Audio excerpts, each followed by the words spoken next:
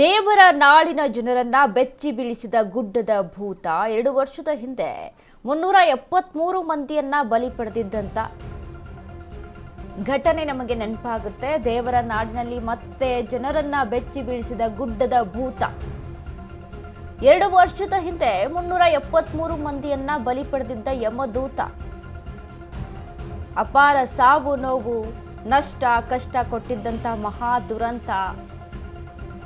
ಜನ ನಿಟ್ಟುಸಿರು ಬಿಡುವ ಮುನ್ನವೇ ಮತ್ತೊಂದು ಘನಘೋರ ಘಟನೆ ನಡೆದಿದೆ. ನಿನ್ನೆ ನಡೆದ ಈ ದುರ್ಘಟನೆಗೆ ಕೇರಳ ಅಲ್ಲೋಲ ಕಲ್ಲೋಲ ಆಗಿದೆ. ಧಾರಾಕಾರ ಮಳೆ, ಏಕಾಏಕಿ ಕುಸಿದು ಮಣ್ಣು ಓಡಿದ ಜನ. ನಿನ್ನೆ ಅಶ್ವವೇಗ ನ್ಯೂಸ್ಗೆ ಆ ದೃಶ್ಯಗಳು ಲಭ್ಯವಾಗಿದ್ದವು. ಅಬ್ಬಬ್ಬಾ, ಎಂಥವರ ಮೈ ಕೂಡ ಜುಮ್ ಎನ್ನುವಂತಿದೆ ಆ ಒಂದು ದೃಶ್ಯ. ಈ ಭಯಾನಕ ದೃಶ್ಯ ನೆನಪಿಸಿಕೊಂಡು ನಿದ್ದೆಗೆಟ್ಟ ಮೆಪ್ಪಾಡಿಯ ಜನ. ಈ ದೃಶ್ಯ ನೆನಪಿಸಿಕೊಂಡು ನಿದ್ದೆಯಲ್ಲೂ ಮೆಪ್ಪಾಡಿ ಮಂದಿಗೆ ಬೆವರು ಸುರಿತಾ ಇದೆ. ಮೆಪ್ಪಾಡಿಯ ಕಲ್ಲಾಡಿಯಲ್ಲಿ ಮುಂದುವರೆದ ರಕ್ಷಣಾ ಕಾರ್ಯ. ಅಂದ ಹಾಗೆ ಪದೇ ಪದೇ ಇಂತಹ ದುರ್ಘಟನೆ ಸಂಭವಿಸುತ್ತಿರುವುದು ಯಾಕೆ? ನಿಮ್ಮ ಅಶ್ವವೇಗ ನ್ಯೂಸ್ನಲ್ಲಿ ಭೂ ಕುಸಿತದ ಅಸಲಿ ರಹಸ್ಯವನ್ನ ಬಿಚ್ಚಿ ಇಡ್ತಾ ಇದ್ದೀವಿ.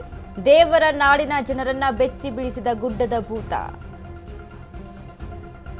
2 ವರ್ಷದ ಹಿಂದೆ 2024ರಲ್ಲಿ 373 ಮಂದಿಯನ್ನ ಬಲಿ ಪಡೆದಿತ್ತು ಒಂದು ಯಮದೂತ. ಅಪಾರ ಸಾವು ನೋವು ನಷ್ಟ ಕಷ್ಟಗಳು ಕೊಟ್ಟಿದ್ದಂಥ ಮಹಾದುರಂತ.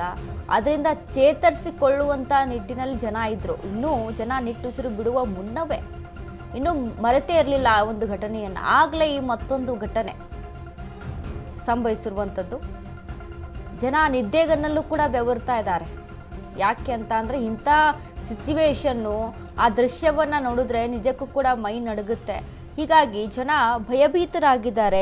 ಈ ರೀತಿಯಾಗಿ ದಿಢೀರಂತ ಗುಡ್ಡ ಕುಸಿತ ಆಗುವಂಥದ್ದು, ಭೂಮಿ ಕುಸಿತ ಆಗುವಂಥದ್ದು, ಇದರಿಂದ ಸಾವು ನೋವುಗಳು ಸಂಭವಿಸುವಂಥದ್ದು, ಚೆನ್ನಾಗಿದ್ದಂಥ ಏನು ಸಿಟಿ ಆಗಿರ್ಬೋದು, ಚೆನ್ನಾಗಿದ್ದಂಥ ಊರಾಗಿರ್ಬೋದು, ದಿಢೀರಂತ ಈ ರೀತಿಯಾಗಿ ಆಯಿತು ಅಂತ ಅಂದರೆ ಈ ಕಳೆದ ಬಾರಿ 2024ರಲ್ಲೂ ಕೂಡ ಗಮನಿಸ್ಬೋದು ನಾವು 373 ಜನರನ್ನು ಬಲಿ ಪಡೆದಂಥ ಒಂದು ಸಿಚುವೇಶನ್. ರಾತ್ರೋರಾತ್ರಿ ಎಲ್ಲರೂ ಬೆಳಗ್ಗೆ ಎದ್ದು ನೋಡಿದಾಗ ಅವರ ಕುಟುಂಬ ಎಲ್ಲಿ ಇದೆ, ಒಂದೊಂದು ಕುಟುಂಬದ ಸದಸ್ಯರು ಎಲ್ಲೆಲ್ಲಿ ಹೋಗಿದ್ದಾರೆ ಅನ್ನುವಂಥದ್ದು ಕೂಡ ಗೊತ್ತಿಲ್ಲ. ಎಷ್ಟು ಜನ ಸಾವನ್ನಪ್ಪಿದಾರಾ ಅಥವಾ ಬದುಕಿದಾರಾ, ಯಾವ ಗುಡ್ಡದಲ್ಲಿ ಕುಸಿದಿದ್ದಾರಪ್ಪ, ಹೀಗೆ ನಾನಾ ಥರದಂಥ ಒಂದು ಗೊಂದಲದಲ್ಲಿ ಜನ ಟೆನ್ಷನ್ನಲ್ಲಿ ಇತ್ತು.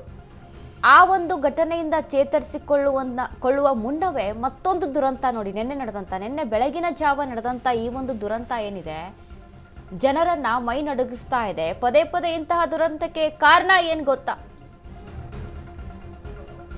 ಕೇರಳ ಸರ್ಕಾರದ ನಿರ್ಲಕ್ಷ್ಯವೇ ಈ ದುರಂತಕ್ಕೆ ಕಾರಣನ? ಅಕ್ರಮ ವೈಜ್ಞಾನಿಕ ರೆಸಾರ್ಟ್ ಹೋಮ್ ಸ್ಟೇ ನಿರ್ಮಾಣ ಮಾಡಿದ್ದಾರೆ. ಬೇಡ ಬೇಡ ಅಂದ್ರು ಕಾಡು ಗುಡ್ಡದಲ್ಲಿ ಅಭಿವೃದ್ಧಿ ಕಾರ್ಯ.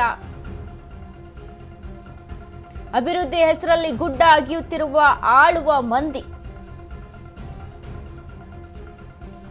ಕಾಡು ನಾಶದಿಂದ ಮಣ್ಣು ಸಡಿಲವಾಗಿ ಭೂ ಕುಸಿತ ಆಗ್ತಾ ಇದೆ. ಇದರಿಂದಲೇ ಮತ್ತೆ ಮತ್ತೆ ಈ ಭಾಗದಲ್ಲಿ ಮಹಾ ಅವಘಡ ಸಂಭವಿಸ್ತಾ ಇದ್ದಾವೆ. ಅಕ್ರಮಕ್ಕೆ ಕಡಿವಾಣ ಹಾಕದಿರುವುದೇ ಸರ್ಕಾರದ ನಿರ್ಲಕ್ಷ್ಯ ಅಂತ ಹೇಳಬಹುದು ಇಲ್ಲಿ. ಹೀಗಾಗಿ ಇಂಥ ಮಹಾ ದುರಂತಕ್ಕೆ ಸರ್ಕಾರವೇ ಜವಾಬ್ದಾರಿ. ಪದೇ ಪದೇ ಇಂತಹ ದುರಂತಕ್ಕೆ ಕಾರಣ ಏನು ಅಂತ ನೋಡಿದಾಗ ಕೇರಳ ಅಂತ ಅಂದರೆ ಟೂರಿಸಂ ಪ್ಲೇಸ್. ಲಕ್ಷಾಂತರ ಮಂದಿ ವರ್ಷಕ್ಕೆ ಟೂರನ್ನು ಮಾಡ್ತಾರೆ ಕೇರಳಕ್ಕೆ. ಹಾಗಾಗಿ ರೆಸಾರ್ಟ್ಗಳ ನಿರ್ಮಾಣ ಕೂಡ ಹೆಚ್ಚಾಗಿ ಆಗ್ತಾ ಇದೆ. ಈಗ ಒಳ್ಳೆ ಗ್ರೀನರಿ ಇರುತ್ತಪ್ಪ ಈ ಕಾಡಿನಲ್ಲಿ, ಗುಡ್ಡದಲ್ಲಿ ಈ ರೀತಿಯಾಗಿ ರೆಸಾರ್ಟ್ಗಳ ನಿರ್ಮಾಣ ಇರುತ್ತೆ, ಗ್ರೀನರಿ ಚೆನ್ನಾಗಿರುತ್ತೆ, ಅಲ್ಲಿ ಹೋಗಿ ಸ್ಟೇ ಮಾಡ್ಬೋದು ಅಂತ ಜನಗಳ ಪ್ರವಾಸ ಕೂಡ ಅಲ್ಲಿ ಹೆಚ್ಚಾಗಿದೆ. ಬಟ್ ಅಲ್ಲಿ ಆಗ್ತಾ ಇದ್ದಂಥ ಈ ಒಂದು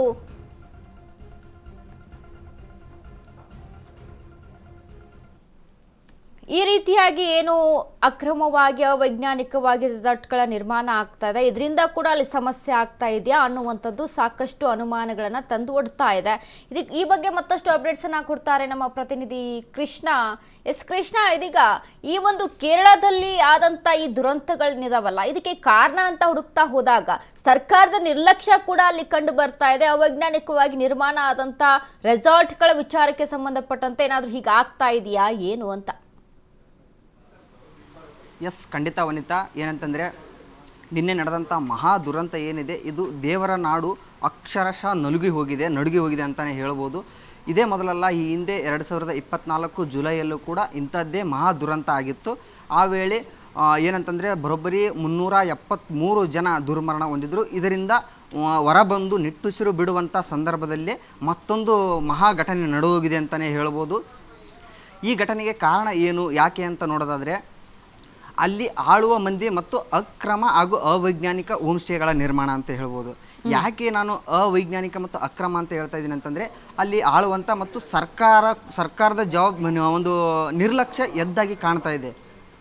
ಯಾಕೆ ಏನು ಅಂತಂತಂದರೆ, ಈ ವಯೋನಾಡು ಭಾಗದಲ್ಲಿ ಇರುವಂಥ ಅರಣ್ಯ ಪ್ರದೇಶ ಏನಿದೆ, 1950ರಿಂದ 2018ರವರೆಗೂ ಬರೋಬ್ಬರಿ 62% ಅರಣ್ಯ ಮತ್ತು ಗಿಡ ಮರಗಳು ನಾಶ ಆಗಿದೆ ಅನ್ನುವಂಥದ್ದು ಕೇಳಿ ಬರ್ತಾ ಇದೆ ವನಿತಾ.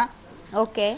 ಈ ಒಂದು ಉತ್ತರ ಕರ್ನಾಟಕ ಭಾಗದಲ್ಲಿ ಗುಡ್ಡಗಾಡು ಪ್ರದೇಶ ಯಾವುದರಿಂದ ಕೂಡಿರುತ್ತೆ ಅಂದರೆ ಕಲ್ಲು ಮಿಶ್ರಿತ, ಅಂದರೆ ಬಂಡೆಗಳಿಂದ ಕೂಡಿರುತ್ತೆ. ಆದರೆ ಈ ವಯನಾಡು ಪ್ರದೇಶದಲ್ಲಿ ಕೇವಲ ಪ್ಯೂರ್ ಸಾಯಿಲ್, ಅಂದರೆ ಬರೀ ಮಣ್ಣಿನಿಂದ ಅಂದರೆ ಕೂಡಿರುವಂಥದ್ದು.